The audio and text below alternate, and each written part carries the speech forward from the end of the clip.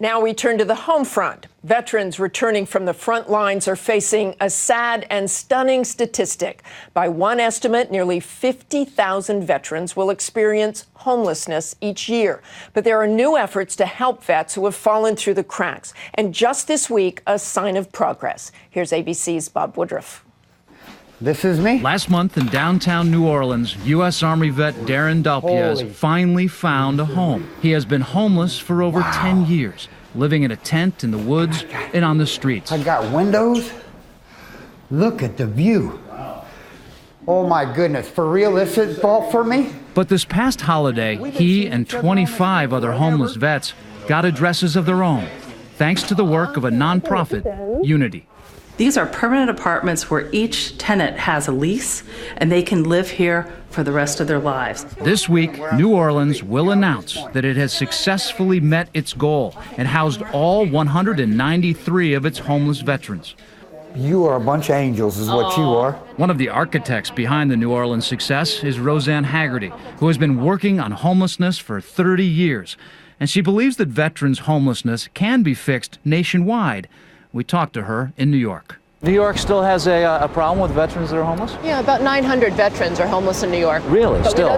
We know their names, and we're on a course to get that solved. It's basically smart problem solving. If you were in business, you would figure out who's the customer, what do we know about them? It's bringing that kind of discipline to solving a complex social problem. There have been big promises before. President Obama and I are personally committed to ending homelessness among veterans. And missed deadlines, but also success stories. How you doing?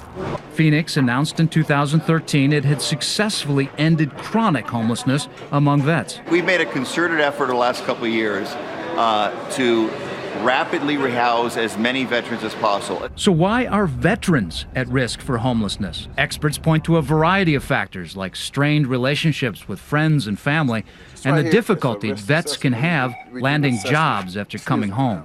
I was homeless because I never fit in nowhere, and I just kept moving. That awareness of PTSD, of the hidden injuries of war, and how that can play out in people's loss of family and support, that, I think, sensitized the country. Los Angeles is home to some of the highest numbers of veteran homeless, including many Vietnam vets, a problem I saw firsthand in the city's notorious Skid Row. Still, nationally, the number of homeless veterans has dropped by about 33% in the last 4 years, largely because the VA is working closely with local nonprofit organizations. But there's still work to be done for those who have returned from Iraq and Afghanistan. In the last few years, I have found them outside, across the country, living in their cars. I use this side to sleep on. Or sleeping on the benches. Pretty much like that. And the worst might still be to come for those more recent vets. Homelessness among Vietnam veterans did not emerge as a major issue until 7 years after the war ended.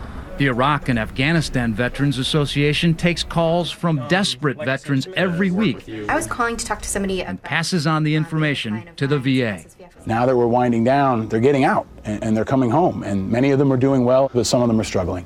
And we've got to be there for them and have their back when they're at that tough spot. A critical effort to make sure everyone who put their lives on the line for all of us have a home to come back to. And Bob is here with us now, along with Phil Cly, a Marine Corps veteran who served in Iraq and is the author of the remarkable book, Redeployment. Welcome to you both. And Bob, I want to start with you. As we go forward, and you mentioned that it could be 7 years out, but certainly since the war began, we're already there.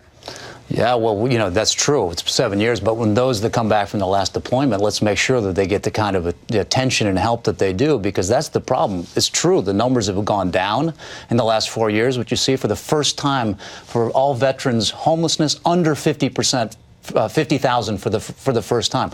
But the big thing is to not to have the same thing happen with Iraq and Afghanistan vets as it did with Vietnam, which means let's do it. Otherwise, we're going to see this economy just slaughtered again in the future if we don't do it now and have them keep living on the streets. And Phil, you have written a lot about this. Your book is remarkable. It is a piece of fiction, but very real.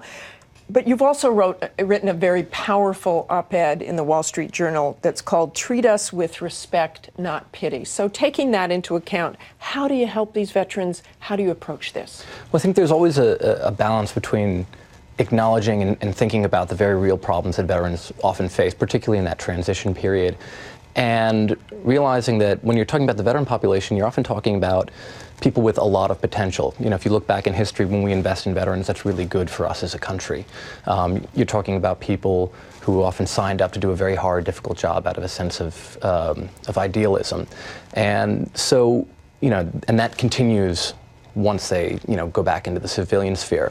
But during that transition period, people can face a lot of difficulties, and which is why I think it's important to have the kind of networks in place to support them through that. But you don't want everyone looking at the military as all heroes or certainly all victims, and I hear the same thing. But Bob, this is particularly PTSD and brain injury are a very real problem. You, through your wonderful foundation with your wife, Lee, the Bob Woodruff Foundation, have helped so many of the wounded. I will disclose that I'm on the board of that as well.